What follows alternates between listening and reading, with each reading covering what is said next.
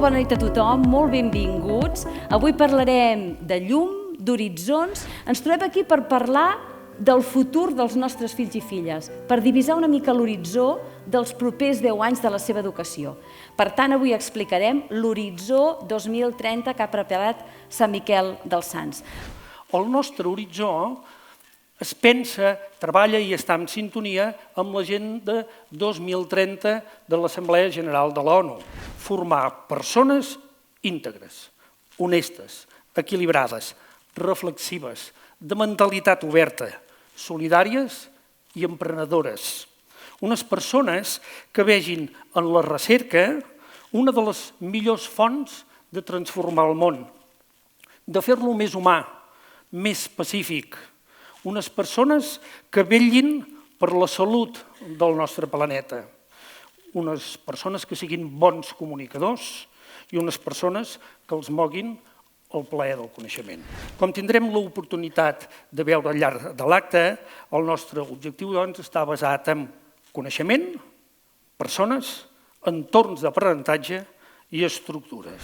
Em plau de ser avui aquí en representació formal de la Universitat de Vic, Universitat Central de Catalunya, però també i especialment com a degà de la Facultat d'Educació, perquè amb el Col·legi Sant Miquel compartim projectes, propostes i mirades sobre la realitat educativa de la ciutat i sobre com volem i confiem que s'orienti en el futur.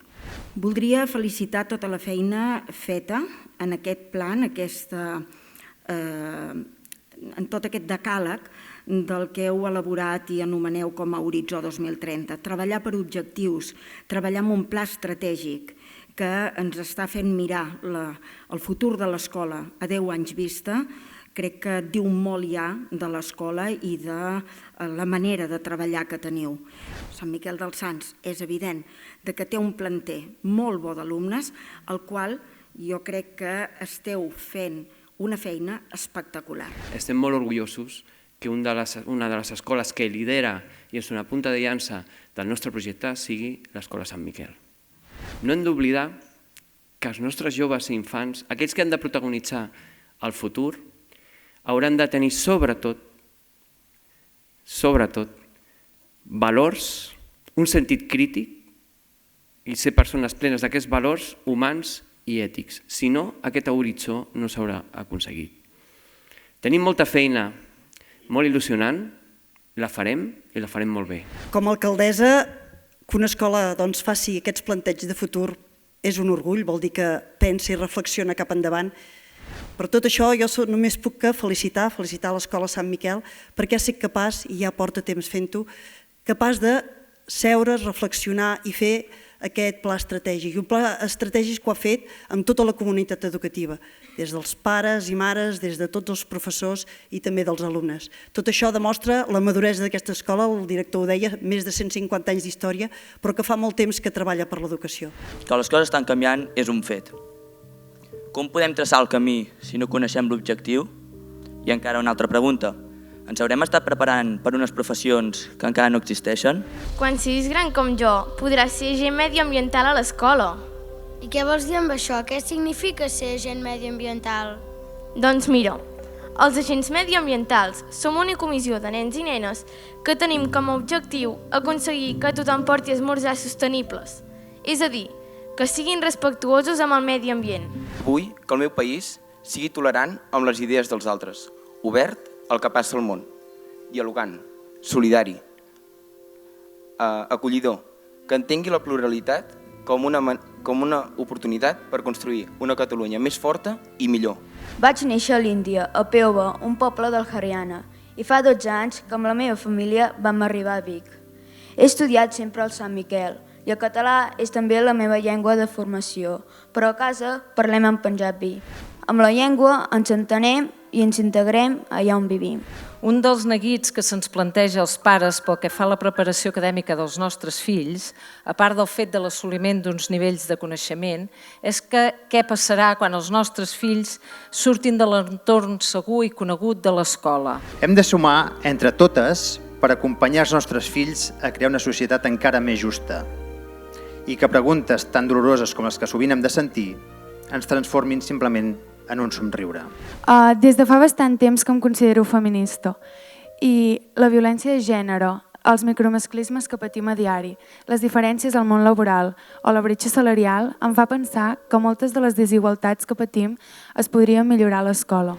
Estic acabant el treball de recerca que he centrat en l'anàlisi de l'ADN, enfocat cap a una medicina personalitzada i futurista.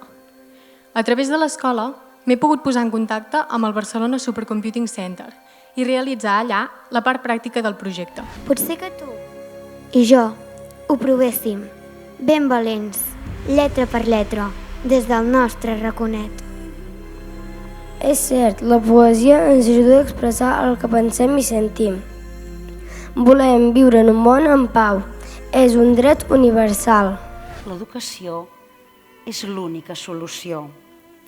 Per això hem escrit l'Horitzó 2030, perquè estem convençuts que en un context de grans canvis l'educació ha de preparar els estudiants per convertir-se en dones i en homes capaços d'abordar situacions personals, socials i professionals. La capacitat d'adaptació a les noves circumstàncies, la capacitat de reacció davant dels contratemps, la flexibilitat, la creativitat seran imprescindibles. En el marc de l'escola inclusiva i de la competència global, des de l'Horitzó 2030 tenim clar que partim d'un alumnat com a centre de l'aprenentatge, tot entenent que cada persona és única. Adaptar espais sensorialment, per tal que el nostre alumnat pugui desenvolupar la seva competència social i personal a part de l'acadèmica, però també tecnològicament, per atendre a qüestions com les que mencionava l'Anna relacionades amb el Big Data i amb el món digital. De fet, ho podran aconseguir si som capaços de posar-los a davant de les seves pròpies capacitats, de la seva llibertat i davant del saber. Aquest és el nostre compromís amb el món.